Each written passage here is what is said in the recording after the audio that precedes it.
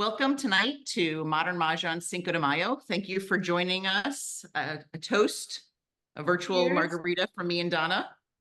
So thank you Cheers. for having Mahjong instead of margaritas with us tonight and tiles instead of tacos. We were thrilled that Bubbe Fischer can join us back again. I feel like it's like Saturday Night Live. We should be giving you like one of those blazers, like when somebody's on 5 times. I think it's That's great. We need to start having a little emblem. Mhm. I like that. I like Yeah. that. So we are Dara Collins and Donna Castman. we are Modern Mahjong. If you don't know us, if you haven't been on any of our Zooms before, we're two friends in South Florida that play Mahjong together. And about 2019, we started a small business of Mahjong dice. And our slogan back then was begin with a beautiful roll, because we knew that was not where we were stopping. So even though Karen still calls us the dice ladies. So No. Dice girls. Nice girl. Dice, oh, okay. The Dice dice girls. Makes us sound younger. I like that. Yes. So we are going to go over some housekeeping. And Donna, are you done admitting or do you want me to keep going? Keep going. I'm admitting. Okay. So please stay muted while we're talking. Me, Donna, and Karen or Bubbe will be the one speaking. And it'll distract others. You can chat. If you don't like the chat being in front of you, you can move the chat box off. You can select what you're watching. So right now you might see me and a few other people because I'm the one talking, but you could click on the little dots on the top and change the speaker view to gallery view. If you need to multitask, if you're hungry, if it's dinner time, if you need to do something else, take a phone call, feel free to stop your video. No problem. We are totally fine with that. We will address questions and answers in the chat. We try to just kind of hand over the mic to Karen. But if there's something that comes up that's kind of time pressing that won't make sense later, we will ask or we will save it to the end and do some question and answer, or we will read them at the end. And if we do not get to address your question, please join us on Facebook. Our Facebook group is Mahjong Community. We have 30,000 people in there that love the game. And if you're not on social media, you can email us at modernmahjong@gmail.com. And that's 1G. So drum roll, big announcement. Exciting times ahead. If you have friends that want to learn, we are going to be doing a virtual series. People have been asking this for a while. We've done all these different individual strategy sessions, but we're going to actually do a course online. We are finalizing the details and the dates. We will be having that on our website. If you know anyone interested, have them email us to be on the website, to be on the wait list, and they could subscribe to our email newsletter on modernmahjong.com. Yeah, and it'll be on Zoom. So it's probably going to be about 4 sessions right there we talked about. Yeah. So we have a Mother's Day sale going on. We have great gifts for you and any moms in your life. So you could visit modernmahjong.com with the code MOM2024. I'm just going to do this and give everybody time while we're entering because we still have a lot of stragglers coming in. Yep. We have our Enrobe set is currently on sale. We have shatterproof wine glasses, bowls, a lot of great gifts. All of the stuff that we do, and I know we were talking in the green room before we got on here, Karen purposely doesn't, she appreciates that we do all this stuff, but she doesn't read it because she doesn't want to be distracted by what she's about to present to keep it fresh and new. If you've already joined us for some of our other Zooms and talks, the PDF from Donna and my Zoom is available on our website at modernmahjong.com. And it's like 71 or 73 pages of just information about the card. And I know it's a lot of work because people like big font and separated things. And since it's print what you want, it's a lot of pages, but they don't have to print all of them, or they could just save it onto their phone and look at it at their leisure. So that was something that we just did this year for the first time. And then this is at the end. We hope you enjoy the session and invite you to check out our books on Amazon and our website. Donna, can I hand it over to you? Yeah, I just want to thank I want to thank Karen especially for doing this, at no charge to any of this, because I don't know if we'd be able to do all this without people volunteering their time, giving us their knowledge for free. And, so I really appreciate Karen. We've still got a lot of stragglers in here. Yeah. Coming in. And before we turn over the mic to Karen, Karen is an author. In the notes, we are going to have the notes when we replay this on YouTube. We'll have the information about her books and how you could read her blog, as well as her bio. It's a little after 7, and we usually try to give an hour to this. So we're not going to go into a ton of detail introducing Karen, but like I said, she's like our SNL 5-time member. So you could go on our YouTube channel and you could watch our original videos with her. We did a Charleston challenge series with her. So without further ado, thank you so much for joining us. We Wait, I have appreciate a you being. question. Oh, no. I just let somebody in called Dara's husband. Is that your husband? He probably changed. Either there's someone I don't know about. David, did you just join? I'm just telling you. Okay, that was him. Okay. Hi, David. Okay. So without further ado, we would like to turn it over. I will turn my screen off. Let's see. How do I stop share here? Dana said, I loved your book, Karen. Have shared it to several friends. Oh, awesome. Love hearing that. Just hold like on you one- guys put all your materials online, I'm going to send you the PDF afterwards that you can put on your website as well if you'd like. Oh, great. PDF That's of all great. my slideshow. Because there's too Awesome. much to take notes on. I mean, try to pay attention and you'll probably want to go back over the notes when you get a chance. Awesome. So now So my hello, screen should be everybody. off, right? Yes, Yeah, I've got you're this off. lovely gallery. I am going to be sharing my screen very soon. Just wanted to say hello to everybody. I see some very familiar faces, which is lovely, and a whole bunch of new people. Hi, nice to meet you all. I'm gonna jump in a second, but I just want to talk about real quick. The ladies know that I talk about 2 versions of play. There's the wine game and the coffee game. But I think for tonight, we're going to call it the mocha game and the margarita game. Yeah. If you're either a mocha or a margarita player, I am very much the mocha. But we're all here. It's a Sunday evening. We're having fun. So there's no super competitiveness. We're just here to learn. Okay, so let me get my share screen on. As you know, hopefully you all have your new cards. You've been using it for, oh golly, at least a month now if you're lucky. And I hope that I still have some useful things to tell you. So let's start with this. Does everybody see the share screen? We're good? Yes. Beautiful. Okay. First of all, those of you that aren't familiar with me, my main philosophy is that luck favors the prepared mind, which is to say that you can't control a lot about this game, but you can prepare how ready you are. You can control whether or not you have good knowledge of the card, whether you've anticipated things that could come your way. It's very important that you spend some time preparing. And the best way to prepare is to learn the card. And I'm here to teach you some shortcuts and some tips so that you learn the card as well as you can. I am not telling you to memorize the card. I think that's generally a waste of time. I just want you to be familiar with it and not be afraid of any section of it, because I've met so many players that say, oh, I don't do quints, or I can't do singles and pairs. It's just too complicated. Certainly, I've heard people that say 3 suits is just too much for them. Try your best to learn every different kind of hand, because you're ruling out, you're limiting your play if you only play certain sections of the card or certain kinds of hands. So I really want to encourage you, form the hands on your own rack with your tiles so that you can see what it would look like. It's very helpful. Just any way that you can to feel more comfortable with other sections. I will say that we all have our favorite sections. Some of us are really like gravitate toward like numbers or the year hands or whatever. Everybody has their favorites, but that doesn't mean that sometimes the tiles really are telling you to go for a totally different hand. So please always try to learn the entire card. That's what we're here for. Okay, so moving on. Another thing about being prepared is being aware.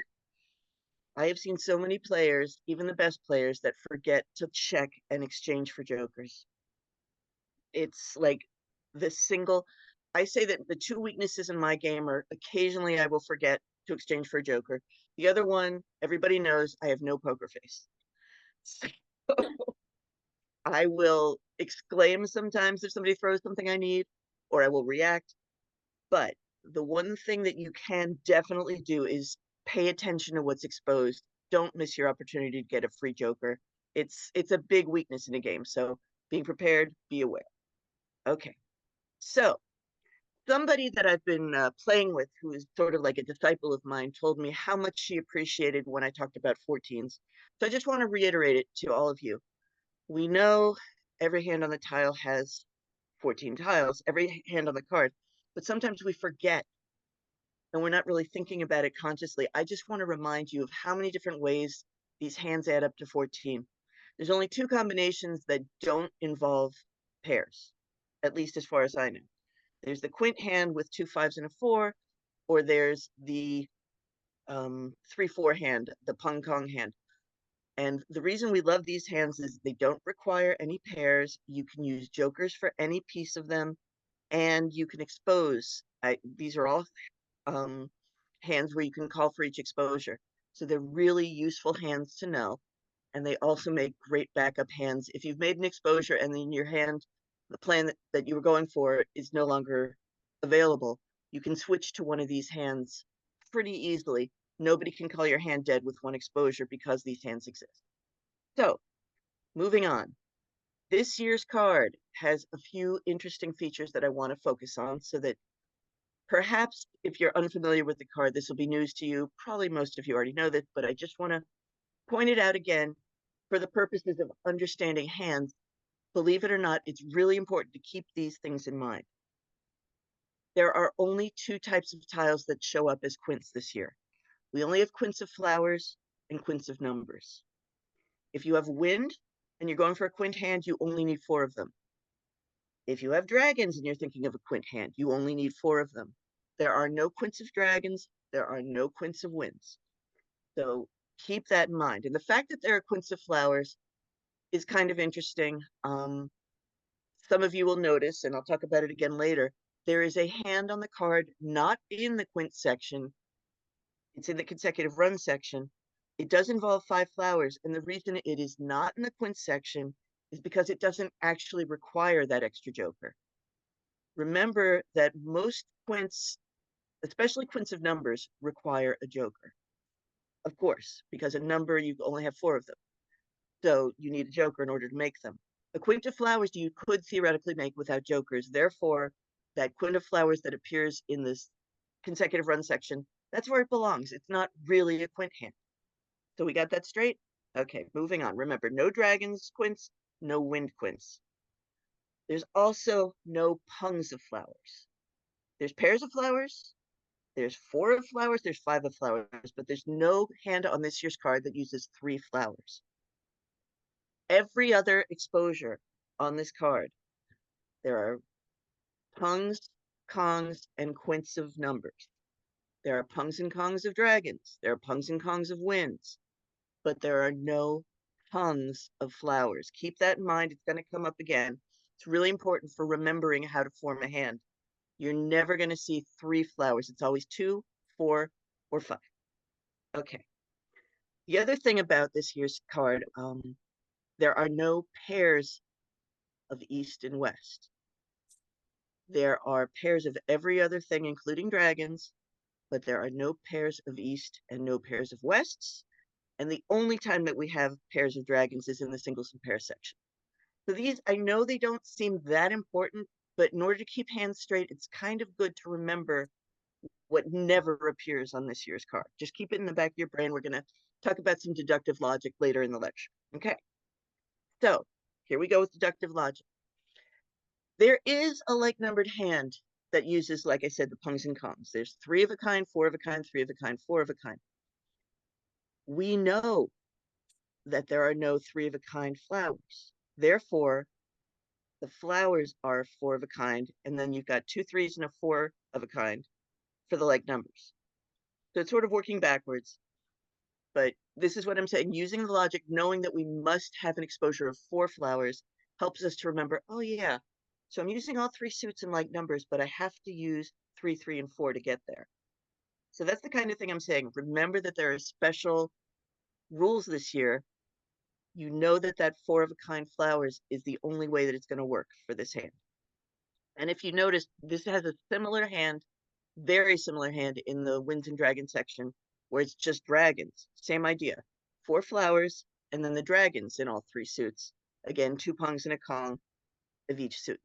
Again, we love these hands. They don't need pairs. You can use jokers for any part of them.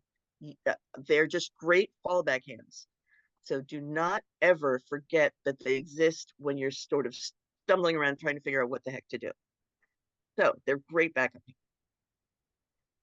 This, I think, is going to be a perpetual topic for me. Every year, I'm going to call it the news you can use, talking about the wind section.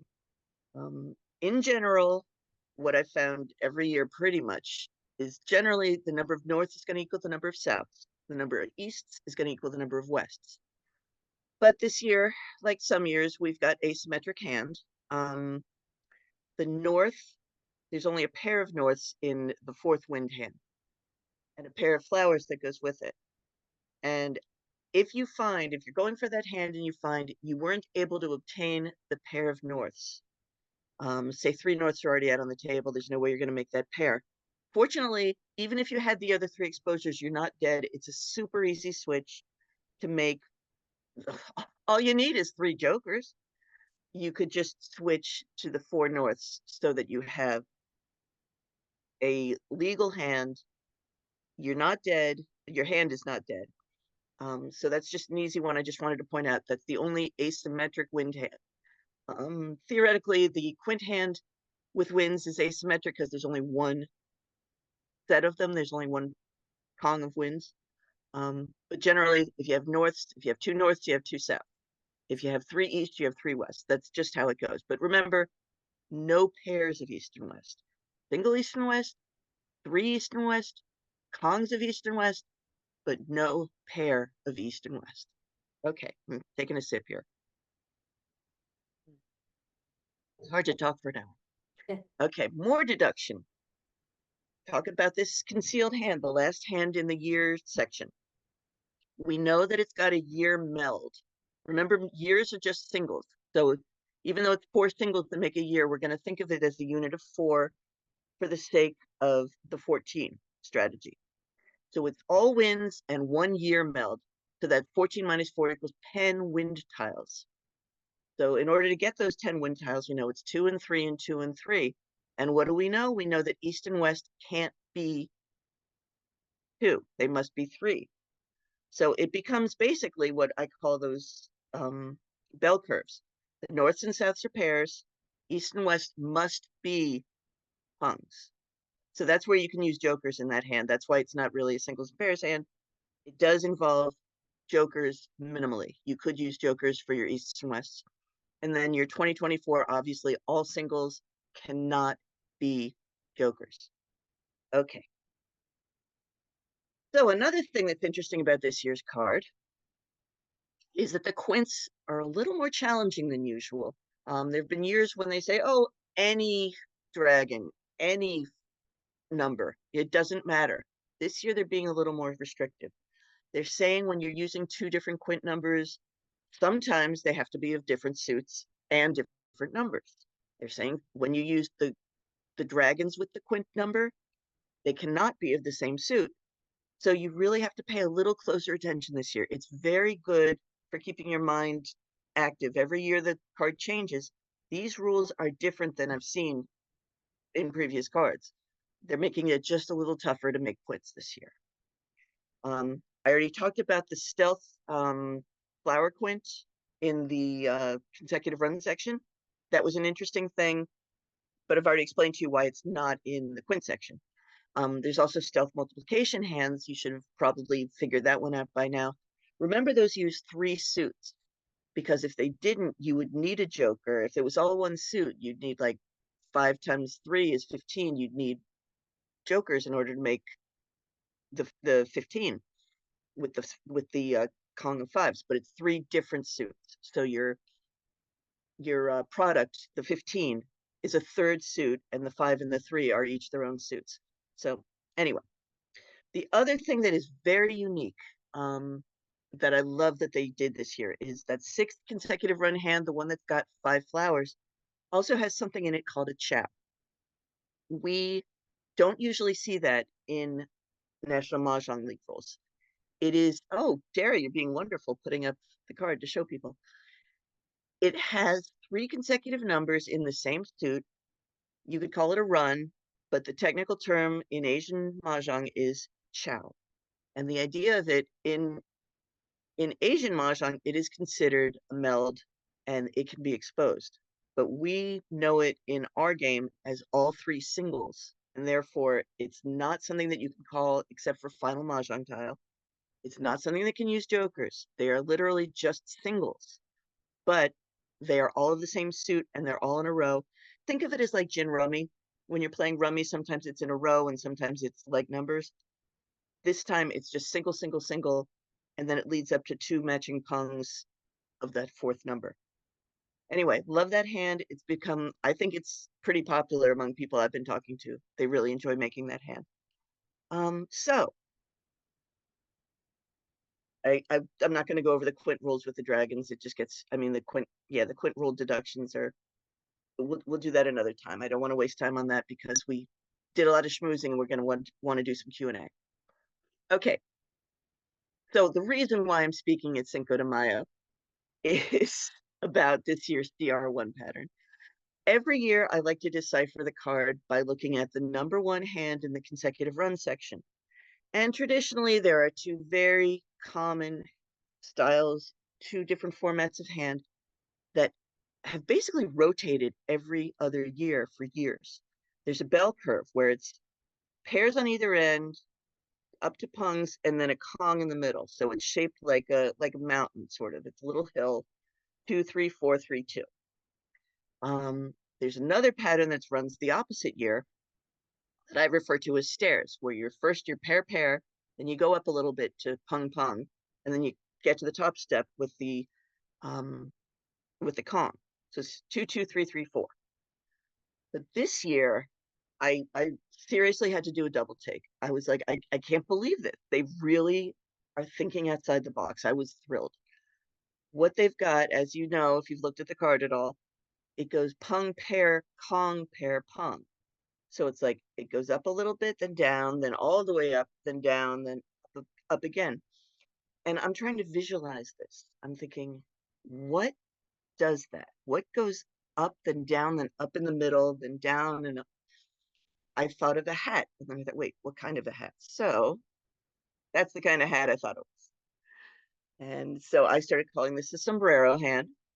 And as we know, it shows up in the consecutive run section, either on the lower end of the number line or the upper end of the number line, either 1 through 5 or 5 through 9.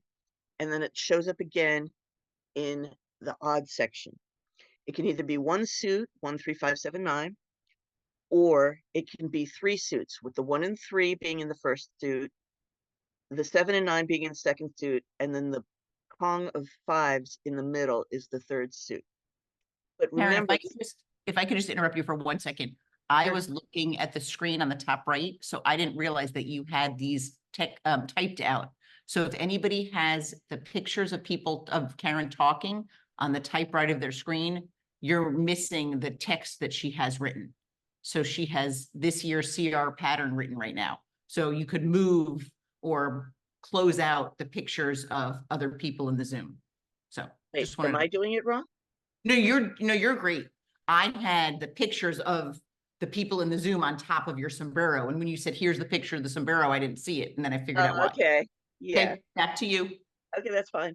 So yeah, the idea that this hand has never appeared before. I have an Israeli card that one of these years I'll write about.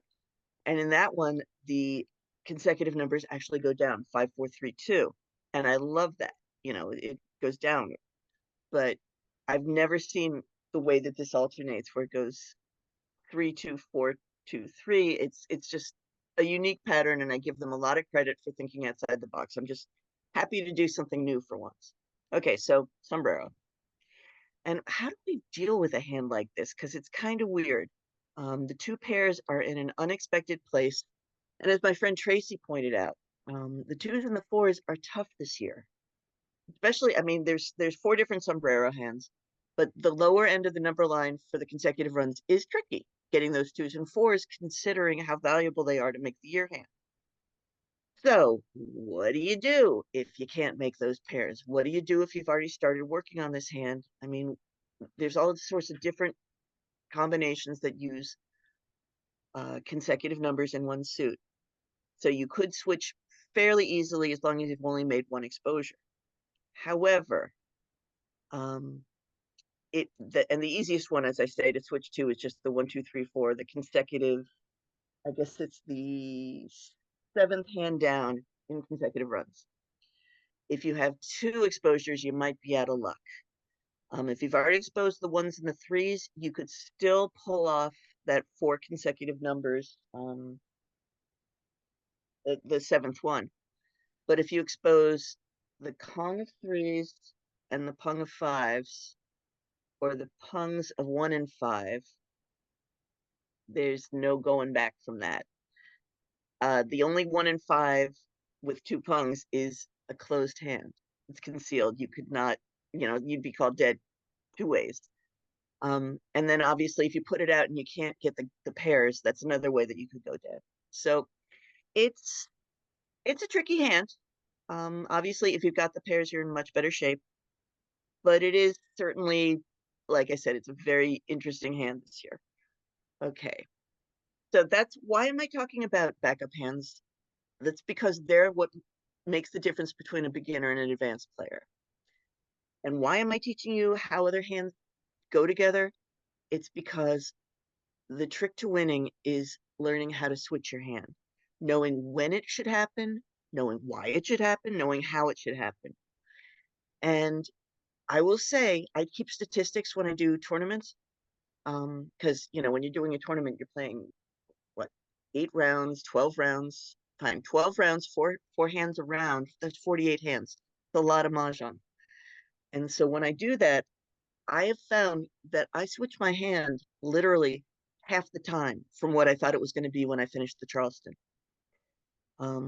So it's really important to know how to switch your hand. And that's why I'm teaching you how these different hands possibly interact and might give you another solution in case what you're working on either doesn't work out or you pick up some new tiles that really make new opportunities available to you. You might be going for singles and pairs, but you pick up a bunch of jokers. What are you going to do? I've seen some players that are so determined that they keep throwing out the jokers because they're like, I'm getting that big hand, I don't care. And they'll just throw out jokers, trying to force the big hand. But your other option, if you were lucky enough to do that, would be to figure out what can I switch it to. And the nice thing about going for the singles and pairs, being a concealed hand like that, nobody knows, so you haven't exposed anything. So you can switch up your hand and nobody needs to know what the original plan was and what you're switching to. It's all just on your rack. Anyway, that's part of my philosophy. Being prepared is knowing how to switch hands. So one of the biggest ways, as you're learning the card, one of the biggest ways to switch hands is if you're going for like numbers. There are so many like numbers on this card. Don't tell me, oh, there's only those 3. They're all over the card. There are like numbers in the years section. There are like numbers in the quint section. There's plenty of them in the concealed, in the consecutive run section. They're even in the odd section in that one concealed hand. And then even 369 has a couple of hands that involve like numbers. I personally think one of the most popular like number hands this year is going to be that hand in 369 section, the 4th one with the dragons. I love it. You're doing 2 like 3 6s or 9s, and then they're matching dragons as Kongs.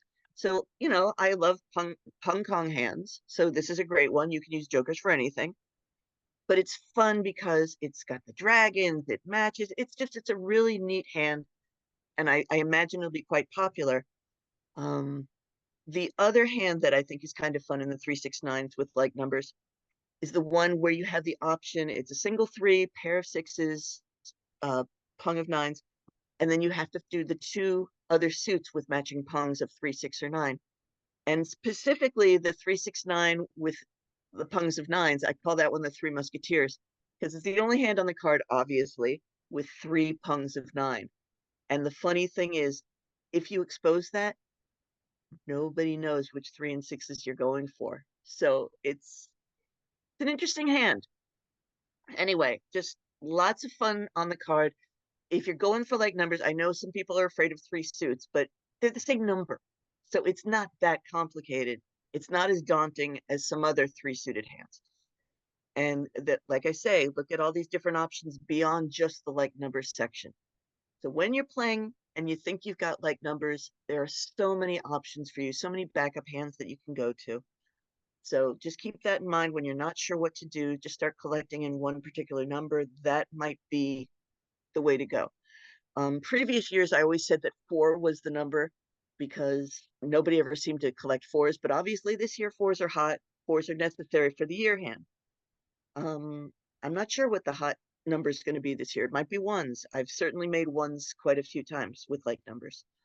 But just in general, it's a good thing to play, and it's a good thing that's very switchable. So just putting in a commercial for like numbers. The other thing when you're not sure what to play is consecutive runs in one suit. They show up also all over the card. Lucky 7s, if you have 3s and 4s, if you have 1s, if you have 6s and 7s, those are both consecutive runs in one suit. There's one in the quint section. They're obviously all over the consecutive run section. Sometimes they do need something special to go with them. Sometimes they'll need flowers. Sometimes they'll need dragons, either dragons in the same suit or an opposite suit. And there's even one with consecutive numbers and wins.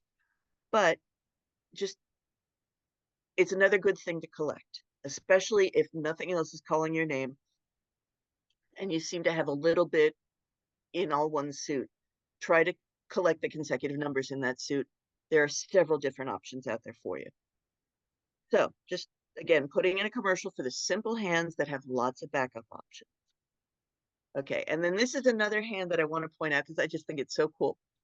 We've seen the consecutive numbers in the singles and pairs, all different formats. We've seen a pair of flowers with 5 consecutive numbers in the matching dragon. And we've seen 7 consecutive numbers in pairs. But this is the first time I think I've seen 5 consecutive numbers with the opposite 2 dragons. And it's a neat hand in and of itself. It can be any numbers. It doesn't have to be 1 through 5. It could be 3 through 7. It could be anywhere on the number line as long as it's 5 consecutives. But it's got some cool options. A, if you pick up a couple jokers and want to switch up your hand. B, if you were going for the one with the matching with the opposite dragons and one of those dragons is no longer available, there are hands you can switch to.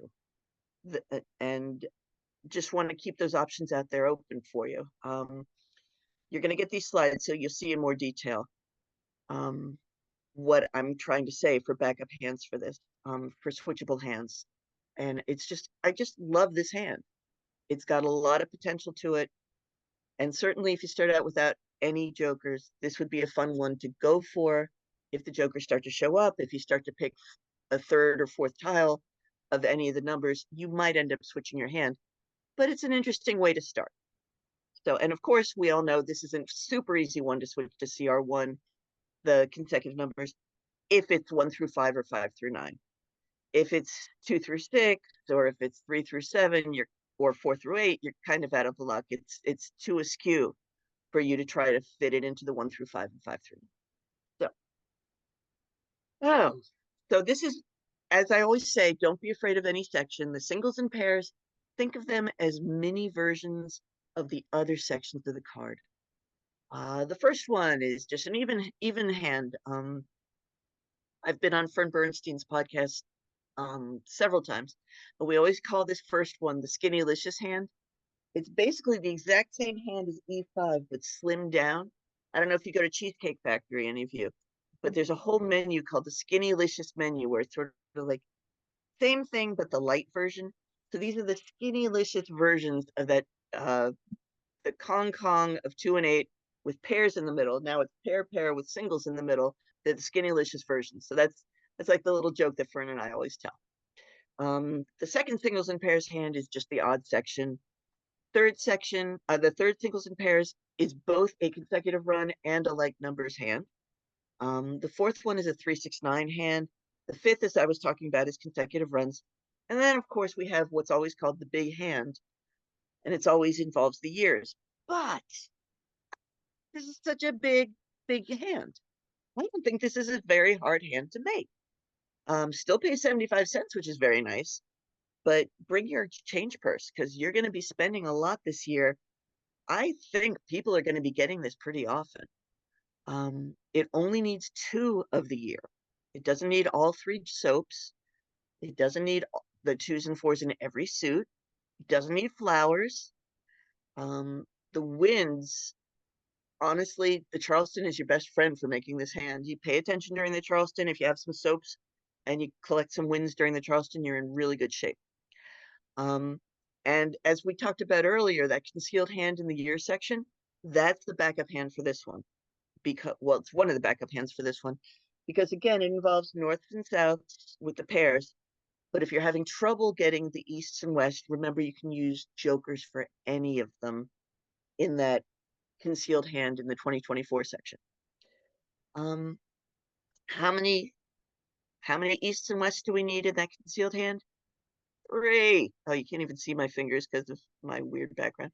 But east and west are always 1, 3, or 4. There's no pairs of east and west. I'm such a nudge. Okay, so this is my email address. And I've been explaining I really need some tech help. My blog has literally maybe 100 articles now, but it's a terrible platform and I'm trying to switch it over to something better. So in the meantime, if you're looking for my blog, just do a Google search on Bubbe's Mahjong blog. It'll always take you to whatever the current platform is for it. But if you ever have questions, you can always email me at Bubbe Fischer. Remember, there's a C in Fisher. bubbefischer@gmail.com. Always happy to hear from you and happy to open it up for questions. Let me move it to Yeah, if anyone has any questions, just put them in the chat and Darren and I will monitor it. And Karen can read them Awesome. directly Karen, too. thank you. That was great. Yeah, that Did was I go too wonderful. fast? No, no, Oh. no. And it's interesting because you touched on it. And I think you actually commented when somebody asked in our Facebook group, but a lot of times people will say, what's all the big deal about patterns? And I love patterns because to me, we played with someone who would watch our eyes where we were looking on the card. Yeah. So I don't memorize the card, but I know the sections. So if I know the pattern or the prevalent patterns, I don't have to keep looking at the card until I'm about to expose. Then I double check. Then I make sure, and I fold it and I put it under the table and look and, because I know she's watching. But patterns really help me. And especially, I mean, this year, there's a few that stand out, your sombrero, but the one year that it was like the wedding hands and the sandwich hand, like those analogies really just cemented it for me. So I appreciate your patterns. Thank you. Awesome. I was going to say, yes, people do look at the card too much. So it's kind of a distraction. And that's when I was talking about being aware. Sometimes you're looking at the card and your rack and you're not looking at the other exposures. Right. And you miss that joker. So yes, absolutely. The more comfortable you are with the card, the more you understand it, the less you're staring at your card constantly. Yeah, so, and beginners will actually point to hands. They'll point on the card. Oh God. In the beginning, and then as you learn the patterns, as you said, you're not going to do that. And just a tip from our friend Teresa, I think you mentioned it, LBD for little black dress, look before discard. So before you're about to put a tile down, just scan. And usually there's only a few jokers on a rack to expose, to exchange for. So just before you discard, and just a quick, I know this isn't a strategy talk about rules, but once the tile touches the table, Mahjong Made Easy was updated. Once it either touches the table or it's fully named, it is now too late to bring that back. You are committed to discarding the tile. So that's just a lot. Some people just might not get Mahjong Made Easy or read the updates in the back of the card. So that's something that's really great to understand. Karen Finkel asked, can you explain the chow again in the consecutive run number 6? Oh yeah. Well, chows, it's like the year. It's 4. The year is 4 single tiles. The chow is 3 single tiles. There are 3 consecutive tiles, single, single, single, in the same suit. So like 4, 5, 6 or 2, 3, 4, but you can't use a joker in them and you can't call for anything but your final Mahjong tile. So say you've got the 4 and 5 cracks and you're looking for the 3 crack, but you're not quite ready with the rest of your hand. If somebody throws that 3 crack, you can't call for it. You could only call for it for your Mahjong tile, your final tile. But remember, they're all singles. You can't use a joker for any of them. You can't call them for an exposure till the final discard. They are all singles. Does that make sense? Yeah, and then Lisa had said, did you say in that same hand that 4, 4, 4 are singles and cannot be used with jokers? No, you did not say that. You can Wait, use you can use jokers in that concealed consecutive run number 6. So there was just Oh a, yeah, the two pungs of 4s, you can you absolutely can use absolutely jokers use for those jokers. and call those for exposure. Right. You can call the flowers for exposure. You can call that 4th number in the sequence.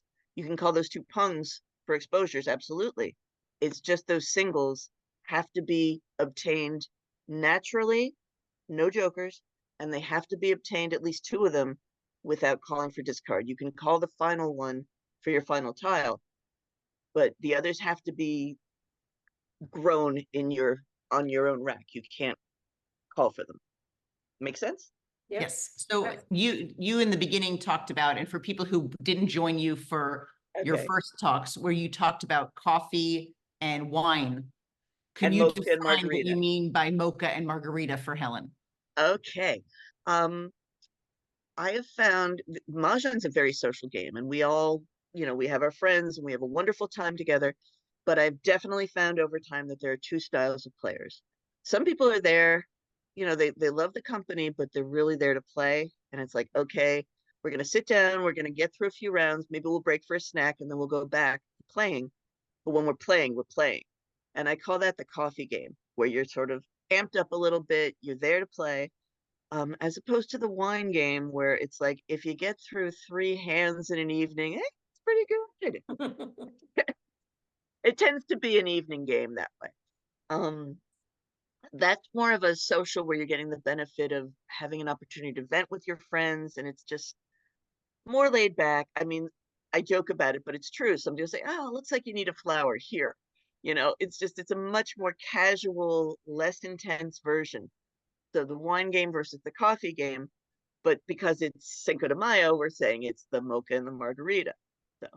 So to throw a joke in there, Elaine Crystal said wine game or wine, WHINE. Fair. So Well, we, no, we got a because call from somebody, and of course it was right in the beginning of April when people were calling about their cards, and we get confused for the league, and we had. And So I was out of the somebody said, country. yeah, oh gosh, somebody Poor said, I'm Sarah. not calling to complain. And I said, do you even play Mahjong? there's 2 key things in Mahjong. Besides the tiles, the 2 essentials are noshing and kvetching.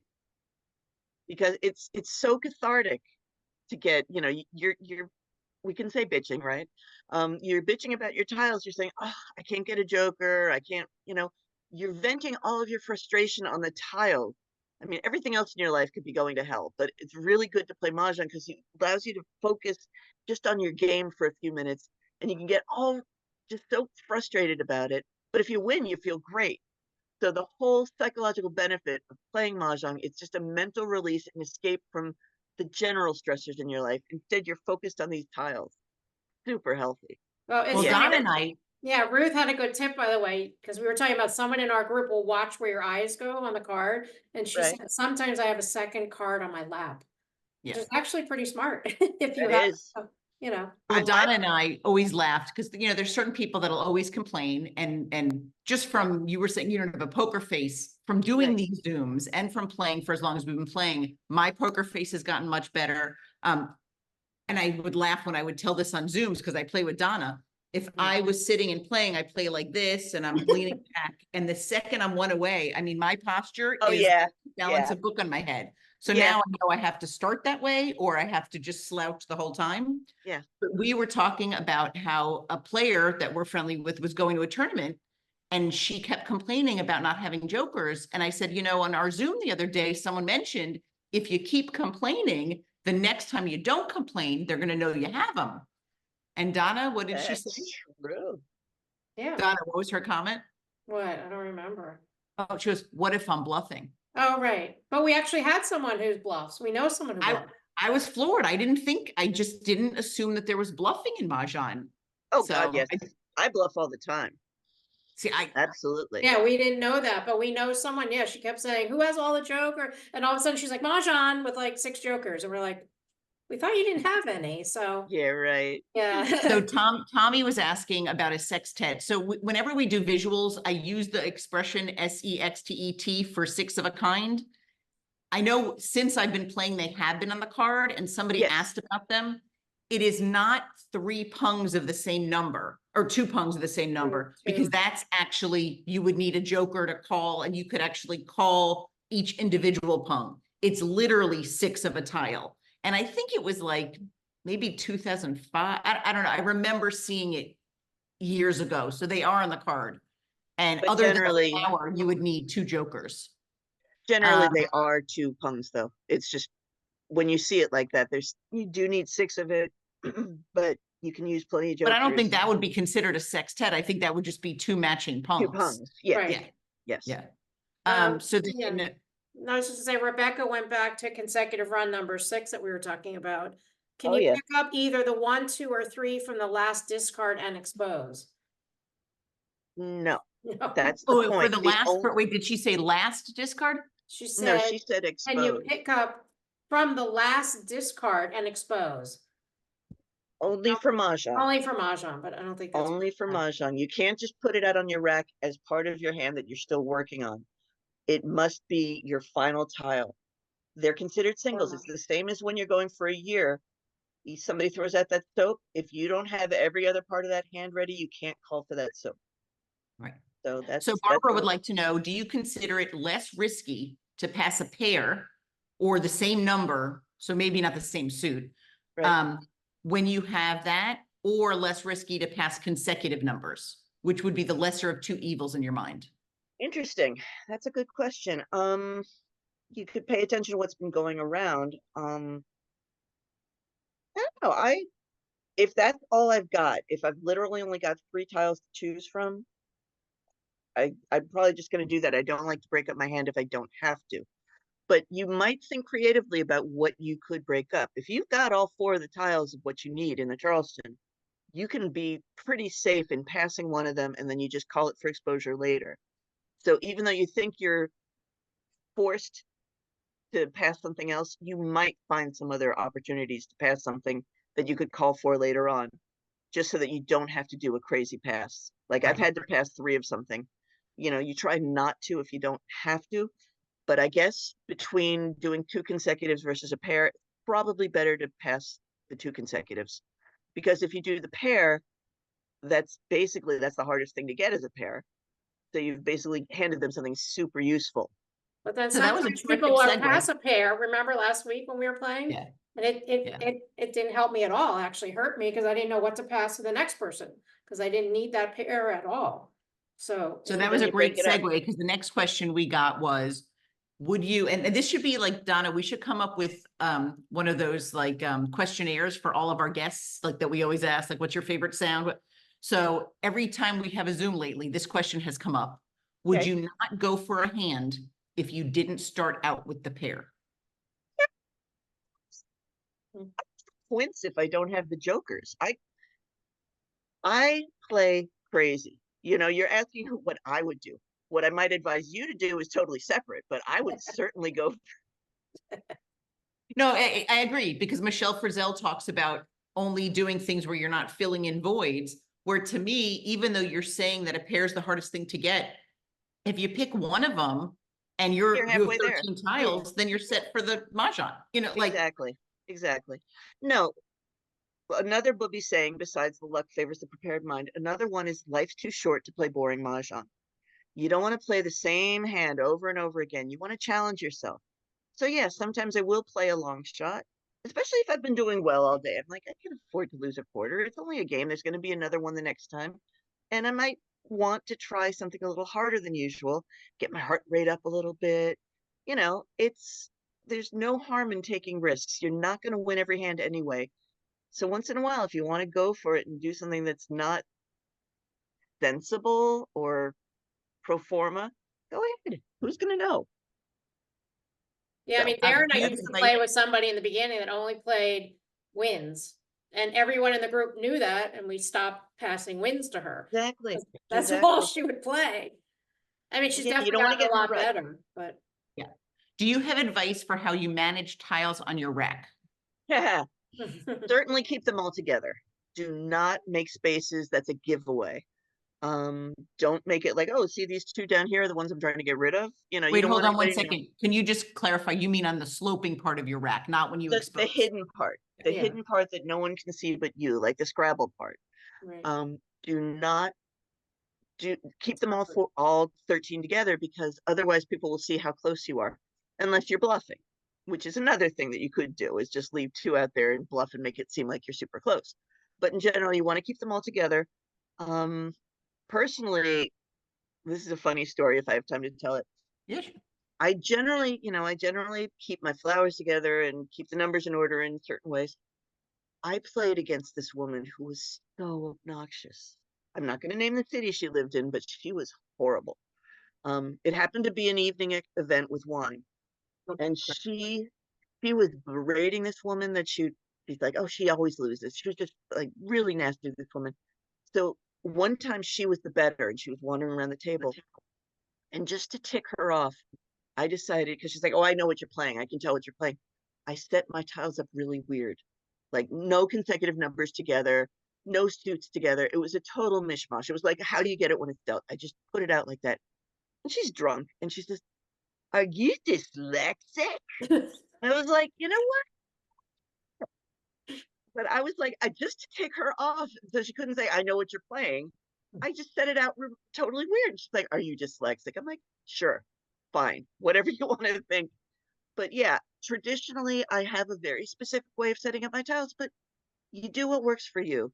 If you like seeing the numbers, like I put all my fives together and all my sixes, even though they're of different suits, do it your way. I like keeping it by suit, within numbers within suit, and then numbers within the next suit, and you know, basically the way that you see it on the real Mahjong app. That's how I do it. But everybody's welcome to it whatever way they're comfortable. The one thing I do say is keep them all together. Yeah, what Darren and I try to teach people is don't always put them in the order of the hand on the card. So don't put all the flowers on the left and but you know. Oh, you mean when you display? Yeah, no, when they're in your, because if you're passing and people notice, if they're good enough to know what they pass you and remember, if you're keeping all three, ooh, and you're gonna put them on the left, we try to mix them up within our tiles on the sloping part so people don't know what we're keeping and what what hands we're doing. So Yeah, I'll try to get excited about something that I'm past, even if it's Drek. I'll say, oh, and I'll like fiddle around with it, and then I'll end up passing it to someone else, but they might think, oh, she's keeping it. right. So, That's huge. I think a lot of players, the two things, I mean, obviously people always joke, and if it's your group's vibe to joke, oh, I don't have any jokers, does this set have jokers? Which actually we played on vintage sets that we forgot to put the jokers in. So we realized that in the second game when everyone's like, wait.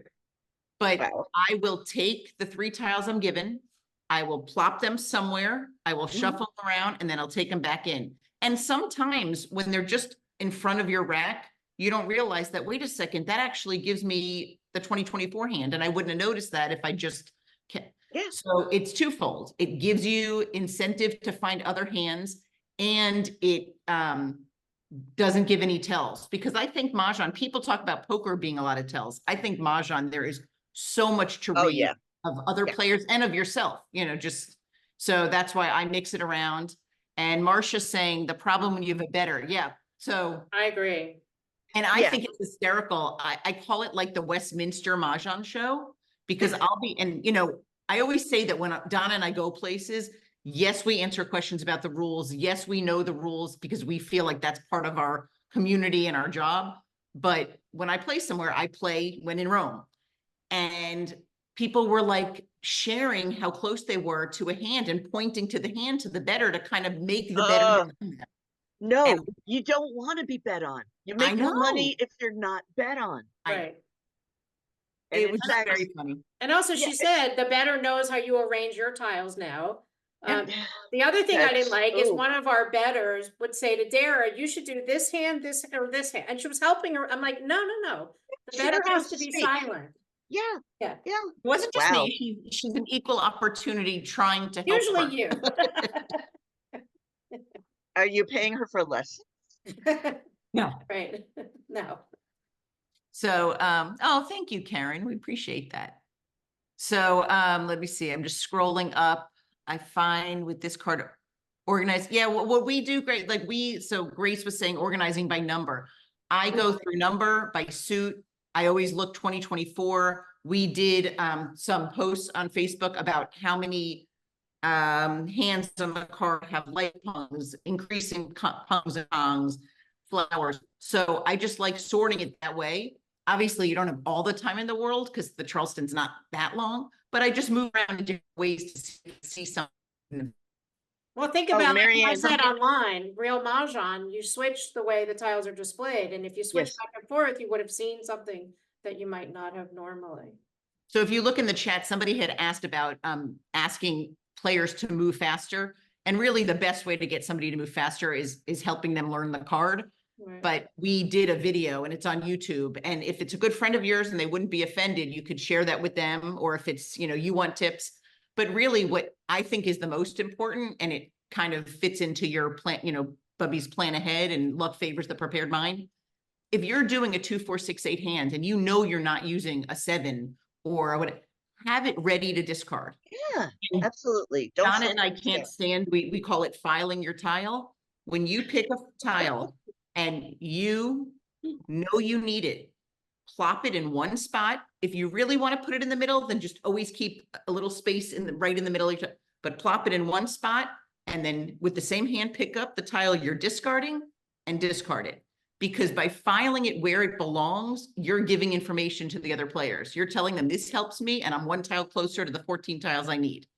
So just plop it, and if they know what they're going to discard, that will move them along faster. Kathy says, when exposing tiles on the top rack, do you push them to the far left? I mean, yes, I do. And then you put it, once you call Mahjong, then you can put them in order, but you don't have to put them in order when you expose absolutely. them. So I put in the order I exposed from left to right. And the reason I think about it right now, if you guys were playing me and I had a rack of tiles and I put out 4 8 dots and I put it all the way to the left, your first thought would probably be, oh, she's doing a consecutive number hand if they're all the way to the left. Where if I pick up 4 8 dots and I put them on the right, you're going to think, oh, she's doing 2 4 6 8. It's just kind of human behavior of the placement of it. So I find that, just like Donna said, I start with the left and I just keep moving it over. And it's something that I kind of picked up not that long ago when Judy and Bonnie were telling us that run the Dueling Dragons tournaments or Dragons tournaments. So it's, I love how there's just always something new to pick up. Oh, absolutely. Lisa said, do you leave a space between exposures? Yes, especially when jokers are involved. Yeah. Yeah. And we call it hugging your the jokers. So if you have a pung or kong or higher, and you have a joker and you have, if you're fortunate enough to have 2 jokers, then maybe you can't do it, but to put the jokers between the natural tiles, because if somebody exchanges it, there's no penalty to them if they gave you the wrong tile because they thought the exposure was next to something else. But if you have a 6 crack instead of an 8 crack, your hand is going to be called dead. So people think it's throwing people off by mushing the tiles together, but really it's just probably to their detriment. Adrian said, if the group you're playing with gets a bunch of wall games, does that say your group does not play well, or does the group play well? It shows some good defense. Yeah.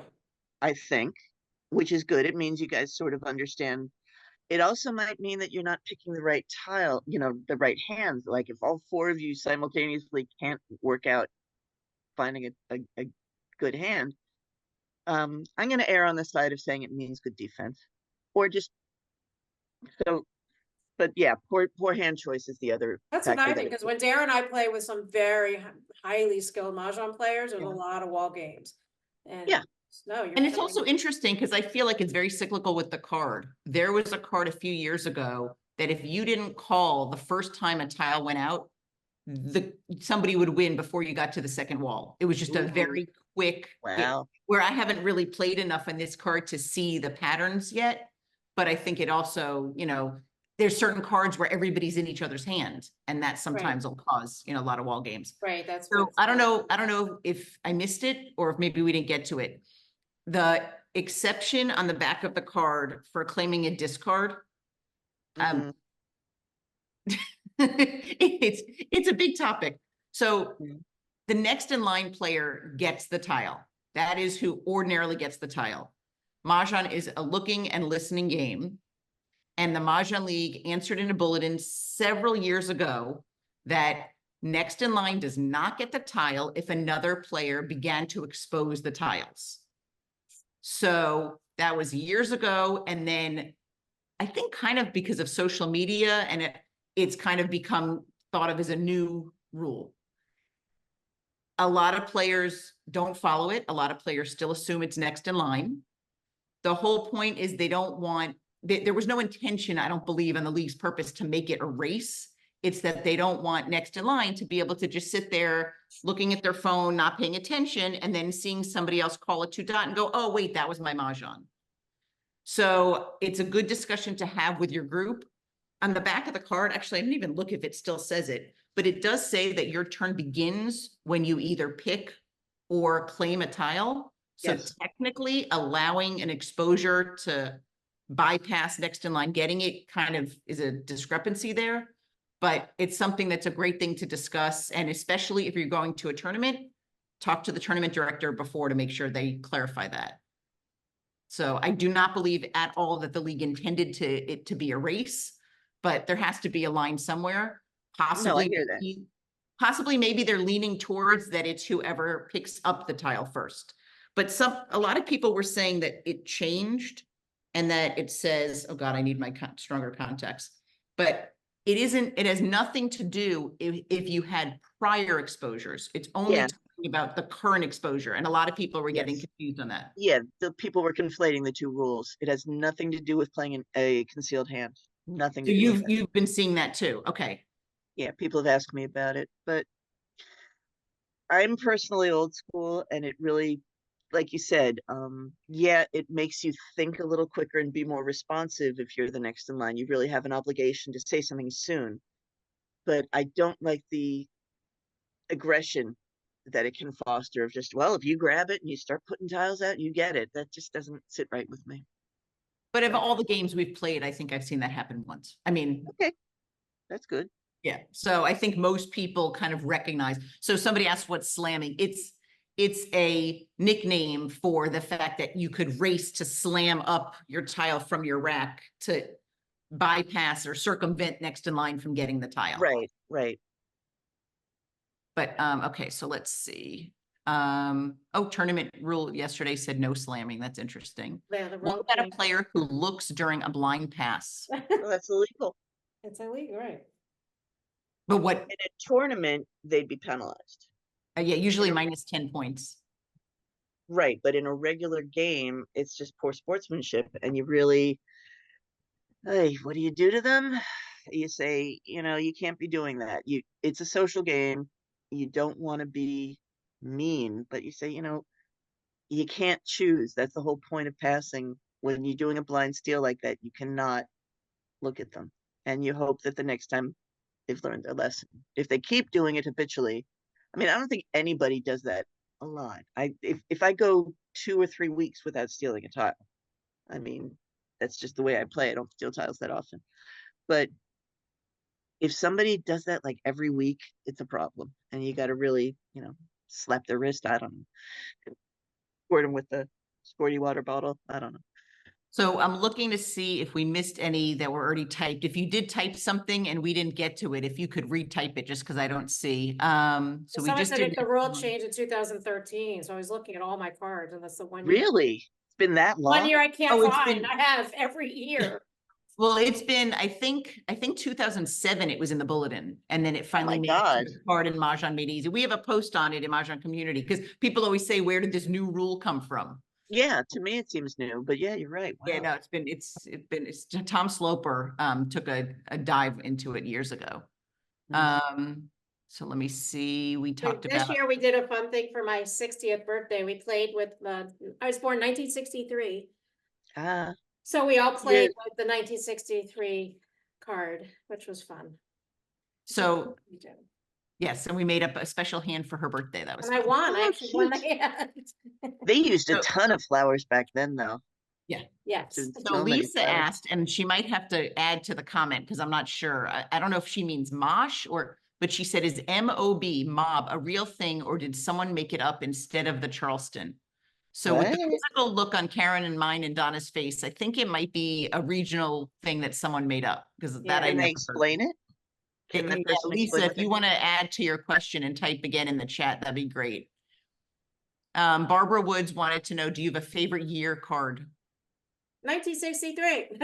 Uh, No, but what's Um, really fun about the old cards, they would tell you how many flowers that oh, you would do wow. on the side. Wow. Isn't That's that neat. funny? Yeah. I So- don't remember year to year, but I did love when there were the 2s and 8s of opposite suits and the 1s and 9s of opposite suits. It was 1 9 and dragon and 2 8 and dragon. I missed those. Those were fun. But no, I'm not sure that I know there are years that haven't been good cards, but I think this is a particularly good one. Yeah. But the whole point is I kind of try to forget previous Yeah, years. I agree. So. I mean, there's certain hands, like I love the 998 that they brought back. Oh and they yeah, haven't that's brought it number back in a vomit. while. There used to be a hand that you needed 2 pungs of the same number, so you had to have a joker. I don't know if Right. it was in like the 2 4 6 8 or what, that I loved. Oh, so she's saying mob was regional. It's choosing 13 piles of tiles in the middle of the table and skipping the Charleston. Huh. Yeah, no. Yeah, that's not our thing, so. That's not legal. That's not official. Yeah. But you know, that's the whole point. If you want to play your own rules, that's fine. Just don't call the league asking to settle a question, because they'll be like, "What are you talking about? You Well, what cannot Darren and I do always that." say, when people talk about blanks and all these, it changes the game. So you Yeah. have to understand that. And Yeah. we do not. So Linda has a great question. So your turn starts when you either pick or claim a tile. So she asked, do you have to pick first before you exchange for a joker? If you Yes. don't, your hand is dead. No, you Because- absolutely have to pick before you can do the exchange. And for Which some also reason, means, I was going to say, that also means that you can't exchange and then use that to call for a discard. That's the whole point. You must already have the joker in your hand. If you're going to call for a discard, you need to have every other piece of it before you call for the discard. and then once you exchange it, that joker cannot be added to you are completing your exposure before you do the joker exchange. You can't Right. add to. Right. And for those of you who are new, who are joining us, you can exchange a joker whether you're playing an exposed hand or a concealed hand, because you're not exposing the joker. That's a question that we get a lot.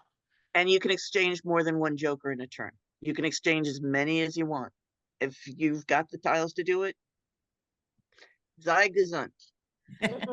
I think we could probably do a Zoom just on jokers. Yeah. So let me scroll down to the bottom as we wrap up. I thought you could say on just on Yiddish terms. Oh yeah, Mah Jongg. Do you think the point value of the addition hands are very low considering how difficult the hands are to get? That they're that difficult. Honestly, I find those really boring. People just say, I don't even look there. I don't remember they're there. It's so So boring because Yeah. they're all one suit. If it was 3 suits, I'd enjoy it, but all one suit is just just sort of takes up space on the card. But Yep. it's the same as any other 3 Kongs in a pair. Those are the 3 Kongs that you need. So yeah, and you can. The one thing I do like is that you can switch it. You can make it 5 6 7 or 6 7 8, or you can make it 3 4 5 or 2 3 4. So there are things to switch it to that are also only worth 25 cents. So it's a 25-cent hand. So I just put a link to our YouTube channel just to go into more detail of who gets the tile when more than one player calls it. So if you could rewatch that again. Deborah has a question for you, Karen. Can you take jokers from a dead hand? Oh, We're throwing that to it you. depends what made the hand dead. If it was the first exposure, generally the first exposure is not what kills a hand. So if the jokers were from the very first exposure, yeah, they're free. But any further tiles that had to do with what was it that killed the hand are not available for exchanging. And we could talk about that for till tomorrow morning. It would be like, in a Seder where you talked all night about the questions on. Mhm. But let's just start with yes, some of them are, no, some of them are not available for switching. And it's a And what's really helpful is once the hand's dead, Mahjong, a lot of people don't realize these rules are just a summary. We have on our website Mahjong Made Easy, which is the official instruction book, and it's, I don't know how many more pages. When somebody's hand is called dead, all those exposures that just went up are returned to the rack, so you know what jokers are Good. available and what not That's aren't. good. Yeah. That's good. So that's really helpful for new players to remind. And this is just to throw it out there so you could have a little nugget. If you were going for a concealed hand and you made an exposure, and then you put Mahjong up and someone said, that's beautiful, but that's concealed, and you had an exposure, even though your first exposure was valid and could have been used in another hand, that whole hand goes back. None of the Really? jokers are redeemable. Mhm. Ah, that's too bad. Yeah. So, Yeah, but so I guess, well, yeah. and because I guess they had a side somewhere, so that's, you know, where they made their decision. So yeah, jokers have a lot. We definitely do a So whole you can discussion buy on them. the Mahjong Made Easy instruction book that Darren mentioned from the National Mahjong League, but we also have it on our website. And we also have standard and large size cards. So if anyone did not get their 2024 National Mahjong League card, we do have them in stock right now. So I think we are finally we're good. wrapping up. Yep. Thank you for everybody for all the compliments. We hope you learned a lot. And thank you for joining us again, Karen. We know you're very busy doing all your presentations and getting to play. So are you playing again soon? I had such a nice Siamese game going on Thursday, and then I got this crazy call and I had to drop the game, and it was a shame. I hope we get to play again soon. Okay. I'm running a tournament in August. Ooh. Wow. Yeah. Where's Yeah, I the, used to run. give a plug, let us know where. So I run it at my synagogue. We used to run it 3 times a year, and we did very well with it. But then once COVID hit, we stopped doing it. And this is our first post-COVID tournament. It's a 5-rounder. We have the best food of any tournament. We just really good catering.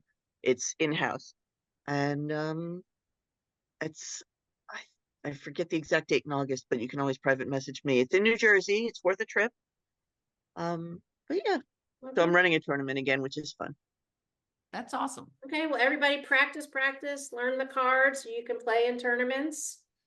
Yep. Yep.